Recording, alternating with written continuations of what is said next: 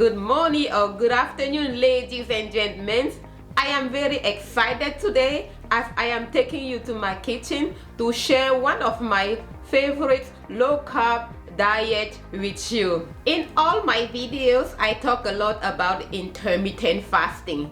It is crucial that after fasting for a long period of time, you eat a balanced meal during your eating time to keep healthy. If you are on the most common schedule of intermittent fasting, which is 16-8, meaning you are eating for 8 hours and fasting for 16 hours, you are probably having only 2 meals per day instead of 3. You are probably having only breakfast and dinner and skipping lunch, or you are having only lunch and dinner, skipping breakfast. Regardless of the meal that you decide to drop, it is important that you get the appropriate food that would provide you the nutrients your body needs to function adequately. Breakfast is not necessarily a morning meal. It is the first meal of the day. It is breaking the fasting from the previous day, and you can decide to break your fast at any time of the day. It doesn't have to be in the morning. If you have not eaten anything from the past 12, 14 or 16 hours, depending on the intermittent fasting schedule you are on, your insulin level may be probably very low, and you do not want to spike it up by having a meal too rich in carbohydrate as the first meal. It is also very important to have a protein-rich meal as your first meal to replace the loss of proteins the counter-regulatory hormones may have broken down during the fasting period. Without further ado, please let's get into the recipes, which is the exciting part. At the end of the video, I am going to give the macronutrition facts so that if you are on a ketogenic diet, you would be able to modify the recipe easily to fit your individual diet. I always break my intermittent fasting by starting with warm water and lemon.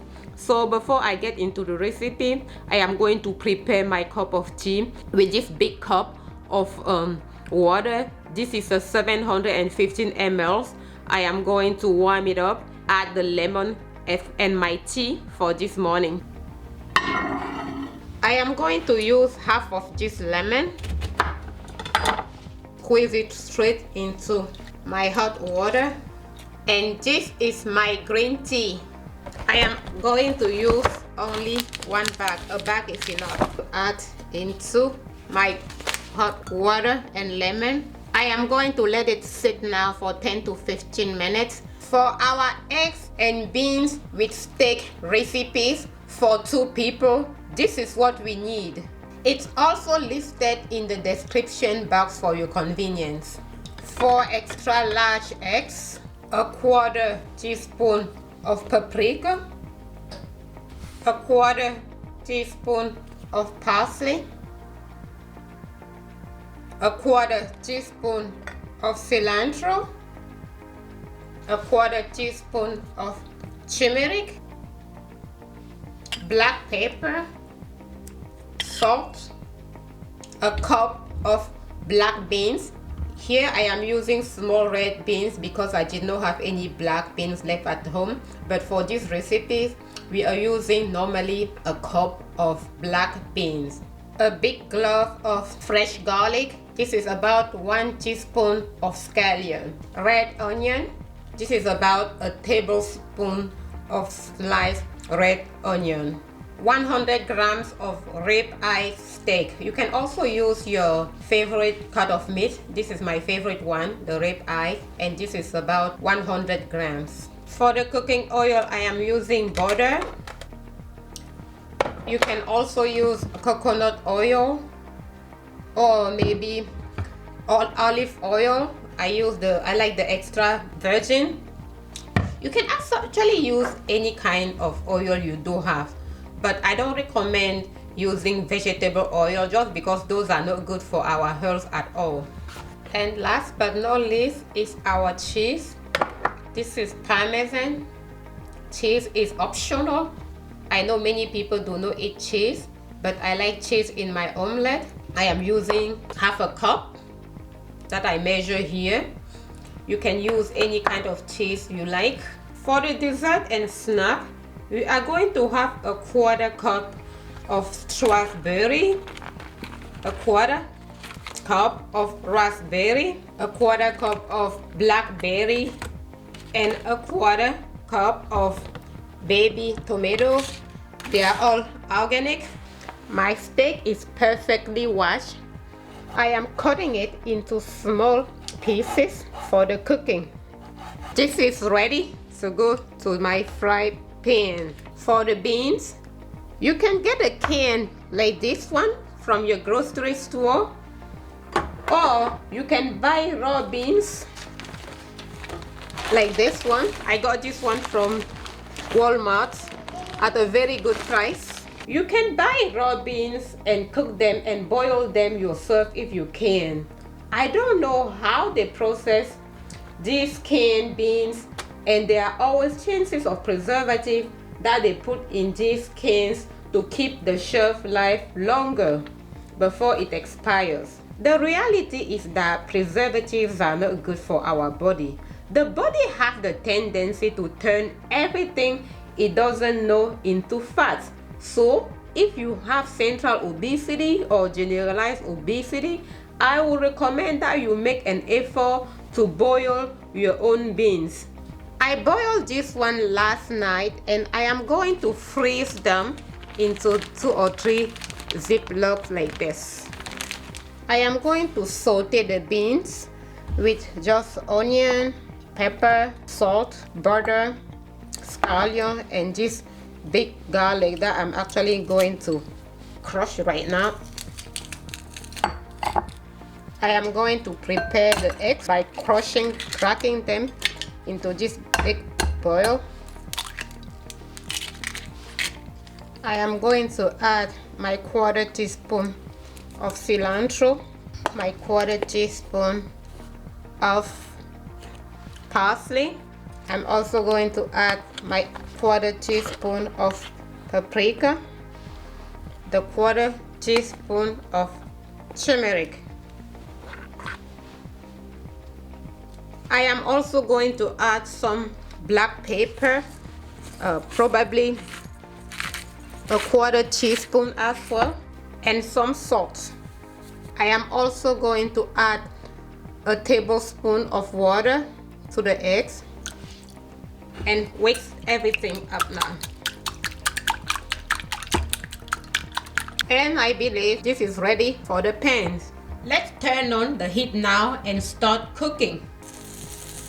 Just enough butter to wet the pan, and then we are going to saute the steak. Some black pepper, with just a pinch of salt, just to saute the steak. And you can tell that my steak is almost ready. You can see the brown color. I am going to turn off the heat because my steak is ready. We are going to saute the onion for the beans now. And the quantity of oil I have in the pan is enough, so I don't need to add more butter. I still have the butter from the saute of the steak. You can see they are turning brown. Oh my goodness, the smell. My onions are getting brown. I'm gonna add my garlic, my fresh garlic. And I'm also going to add my scallion to the mix. My pan looks dry, so I'm gonna add a little more butter, just a little bit. I am not actually using a lot of fat for this cooking. And I am going to add my beans in the pan now. And saute everything all together. A pinch of black pepper, small pinch of salt as well. I put some salt to the beans when I boil them. So right now it's almost ready. I am going to add the steak back to the pan, not to cook anymore, but just to mix all of them together. This is perfect right now. So the beans are ready. They look good. Let's say it's about less than a teaspoon of butter, and I'll add more in case I need more after I put my eggs. I am prepping the pan for the egg itself. Now I am adding the eggs to our pan. Oh my goodness, I think it's too hot. I'm just going to reduce the heat a little bit more. It has to be on very low heat. I am going to cook this egg for maybe 2 to 5 minutes. I'm not sure. I don't know yet. I'll see how it goes. I am going to cover it up for maybe 45 seconds to 1 minute or so. And I am only going to add the beans on one side. Let's pick this side.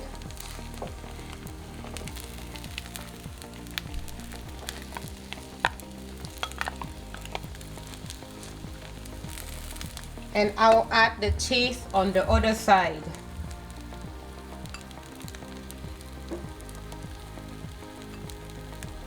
And I'll flip the cheesy side to the beans and steak side.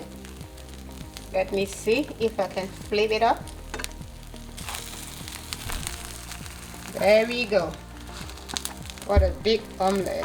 There we go.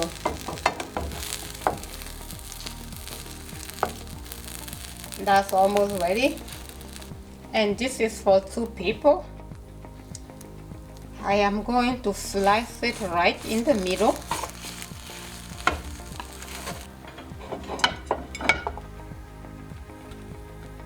This is one portion. The second part that I'm just going to slide in this serving plate. Great. For the macronutrients, nutritional fats of this recipe, we do have per serving 36 grams of proteins, about 20 grams of carbohydrates, and let's say about 15 grams of fat. We also have about 15 grams of fiber. All carbohydrates come from beans, so if you are on ketogenic diet and you would like to reduce the carbohydrates, you can reduce the amount of beans of this recipe and you get less carbohydrates. If you are on a very low fat diet, you can reduce the amount of butter I use to cook and use the very least quantity to fit your own diet. And if you are a vegetarian and you do not eat meat, I would say you can skip the steak part and only use beans and eggs. This is a cup of baby tomatoes and mixed berries.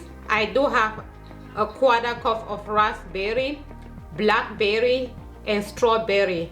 They are very low in carb and they are very rich in anti-inflammatory agents. They are loaded with antioxidants which are very good in fighting inflammations. You can eat this right away as dessert with your breakfast, or you can eat it an hour or an hour and a half after your breakfast as a snack. Actually, after fasting for 16 hours or maybe 14 hours, the stomach has the tendency to shrink, so it's difficult to get a lot of things there sometimes. For instance, I am going to eat this one an hour and a half or maybe after 2 hours later on after my breakfast. If you have gained any value from the video so far, please like and share. If you do have any question regarding anything I have said in the video, please send me a message to my Instagram. Drop your question down below. Please, I do invite you to try the recipes and drop a comment below. If you would like to be notified the next time I post a new video, please hit the subscribe button. Life is so stressful. Please spread love around you.